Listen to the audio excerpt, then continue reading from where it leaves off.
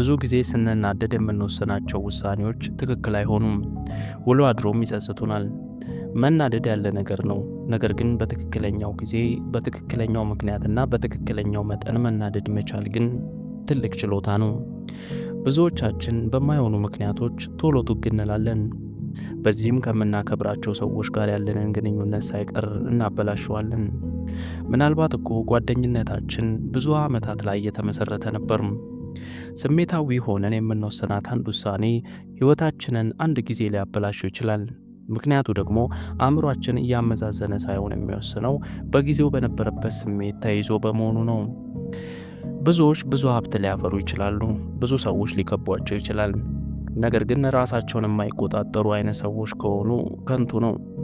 ሁሉም ነገር ስሜታዊ በሚያደርገን በዚህች ዓለም ጠንካራው ሰው ማን ነው ብትሉ ስሜቱን የሚቆጣጠር ሰው ነው።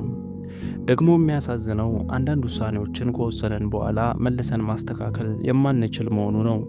ብዙ ሰዎችም በዚህ ጉዳይ ሲሰቃዩ ማየት ልብን ይሰብራል።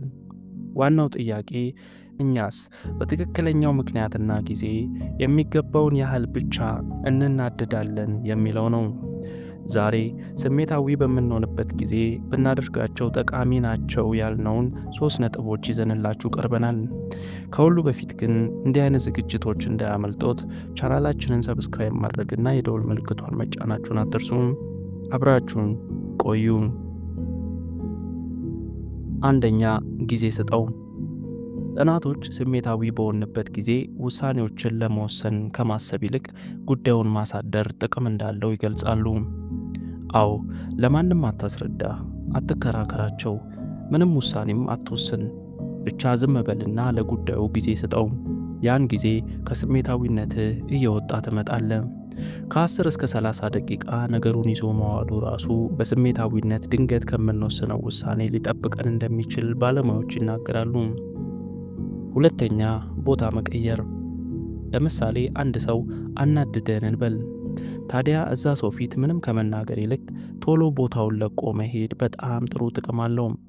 በኋላ የምንጸጸትበትን ጉዳይ እንዳናደርግ ይረዳናል። ለንዴት ብቻ ሳይሆን ለሌላም ስሜታዊ ለሚያደርጉን ነገሮች ምንም አጸፋ ከመስጠት ይልቅ ቦታውን ለቀን መሄድ በብዙ ይጠቅመናል።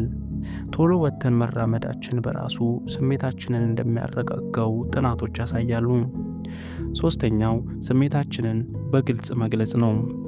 ሳይኮሎጂስቶች ይህን አፌክት ሌብሊንግ ይሉታል። ለምሳሌ በደፈናው ተናድጃለሁ ከማለት ይልቅ ስሜታችንን የበለጠ ገልጸ ነው አላከበሩኝም፣ አስፈራርተውኛል ወይም አዋርደውኛል ምናምን ማለቱ አእምሮን እጅግ እንደሚጠቅመው የሚናገር የጥናት ግኝታቸው ነው። 3ቱ ብቻ አይደሉም፣ ብዙ አማራጮች አሉ። ይህን ቪዲዮ ከወደዳችሁት ሌሎቹንም እንጨምርና ሌላ ቪዲዮ እንሰራለን። ራስን መቆጣጠር መረጋጋት ብቻ ሳይሆን የወደፊታችን እንዳይበላሽ መቆጣጠር ጭምር ነው። በሕይወታችን በጣም ጠቃሚውንና ትልቁን ውሳኔ ስሜታዊ በሆንበት ጊዜ ላይ መወሰን የለብንም። እስከዚህ ከተከታተሉን ከልብ እናመሰግናለን። እንደዚህ ያሉ ዝግጅቶች ሁሌ እንዲደርሳችሁ ቻናላችንን ሰብስክራይብ ያድርጉ። እኛ እዚሁ ጋር አበቃን። በቸር ቆዩን።